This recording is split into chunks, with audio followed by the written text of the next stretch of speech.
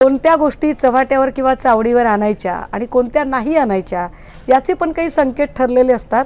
पण याचा अर्थ असा नाही की आम्ही अगदीच सुस्त पडलेलो आहोत किंवा आम्ही काही चिंतनच करत नाही आहोत किंवा आम्ही काही आमचं फोरकास्ट विजन काही ठरलेलंच नाही आहे, असं अजिबात नाही आहे. निश्चितपणे महापालिका इलेक्शनच्यासाठी ताकदीनं तितक्याच जोमाने, म्हणजे बॉल जितक्या वेगात खाली येतो त्याच्या 10 पट अधिक तो उसळी मारून वर जातो. आम्ही 10 पट उसळी मारून पुन्हा एकदा ताकदीने तयार असू. पण तुम्ही चव्हाट्यावर आणलं नाही आणलं त्याने काही फार म्हणजे फरक पडला असं दिसत नाही, कारण ते ऑलरेडी चव्हाट्यावर आहे. काल म्हणजे समाजवादी पक्षाने ते चव्हाट्यावर आणलेलं आहे, काँग्रेसने ते चव्हाट्यावरती आणलेलं आहे, तुमच्या पक्षाचे नेते अंबादास दानवेंनी ते चव्हाट्यावर आणलेलं आहे. आणि ते आता तुम्ही म्हणतायत, तुमच्या पक्षातले नेते म्हणतायत की आमच्यामध्ये अंतर्गत बैठक झाली आणि बऱ्याचशा नेत्यांचा असा सूर आहे की आता आपण एकटं लढलं पाहिजे, काँग्रेससोबत जाऊन किंवा राष्ट्रवादीसोबत जाऊन आपला तोटा झालेला आहे.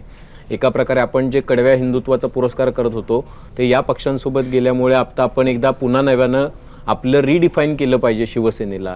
तर आता ते चव्हाट्यावर आलेलं आहे, तर तुम्हाला असं वाटतं की त्याच मित्रांसोबत पुढे जायचं आहे का नव्या मित्रांसोबत पुढे जायचं आहे? दोन गोष्टी आहेत. गोष्ट चव्हाट्यावर किंवा चावडीवर आली आहे का, तर मला असं वाटतं की 1-2 नेत्यांनी असं म्हटलं म्हणजे सगळ्या पक्षाचं ते मत असत नाही, हा एक भाग आहे. दुसरं असं की पक्षातल्या नेत्यांनी काय म्हटलं हे त्यांनी सांगितलं, त्यामुळे अनेक नेत्यांनी जे म्हटलं ते एकाने सांगितलं असं नाही, असं नाही होणार. हा, त्यावर चर्चा नक्की झाली हे बरोबर आहे. आमच्या बैठकीमध्ये यावर चर्चा नक्की झाली की आपण एकटं लढावं की सोबत राहावं. परंतु यावर नेते म्हणून असणारं किंवा बहुसंख्याकांचं जे मत होतं ते बहुसंख्याकांचं मत हे एकला चलोरेचं अजिबात नव्हतं, हेही तितकंच खरं. दुसरी गोष्ट अशी की जे आपण सांगताय की कडव्या हिंदुत्वाच्या सोबत आम्ही जावं की नाही जावं, मग याचा अर्थ आम्ही हिंदुत्व हरवून बसलोय का, तर नाही. किंवा कडव्या हिंदुत्वाच्या मुद्द्यावर भाजपा जिंकली असं वाटतंय का, तर तसं सुद्धा अजिबात वाटत नाही. लाडकी बहीणचा काही परिणाम झाला असं वाटतंय का, मला नाही वाटत लाडकी बहीणचा. मी अजूनही माझ्या म्हणण्यावर ठाम आहे, फार ठाम आहे.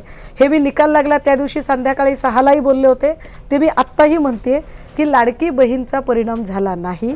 लाडकी बहीणचा जर परिणाम झाला असता तर ऐन इलेक्शनच्या मध्यावर लाडकी बहीण बाजूला ठेवून त्यांनी पुन्हा कटेंगे बटेंगे एक है सेफ है आणायची त्यांना गरज पडली नसती.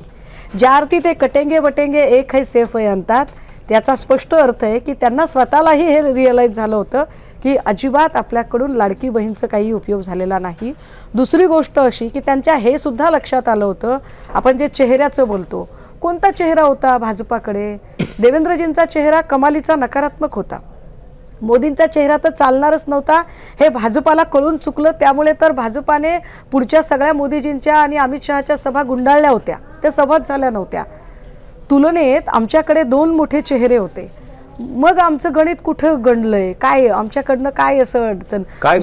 हा, हिंदुत्वाचा पहिल्यांदा एक कंप्लीट करते की हिंदुत्वाचं काय झालं. मला सांगा, जर हिंदुत्वाच्या मुद्द्यावर जर भाजपा जिंकणार असती तर लोकसभेचे इलेक्शन झालं जेव्हा एप्रिल-मे मध्ये, त्याच्या आधी जानेवारी 22 जानेवारीमध्ये राम मंदिराची उभारणी झाली आणि त्या राम मंदिराच्या उभारणीला अख्ख्या देशातनं म्हणजे असा काही उत्सव तयार केला की अहो रामनवमीचं कॅलेंडर बदललं भाजपवाल्यांनी. रामनवमी लोकांच्या लक्षात राहणार नाही इतकी 22 जानेवारी त्यांनी मोठी केली. असं असून सुद्धा राम मंदिरचा फायदा त्यांना लोकसभेत झाला नाही. जर हिंदुत्वाचा फायदाच त्यांना व्हायचा होता तर तो मग लोकसभेत झाला असता, लोकसभेत तो झाला नाही.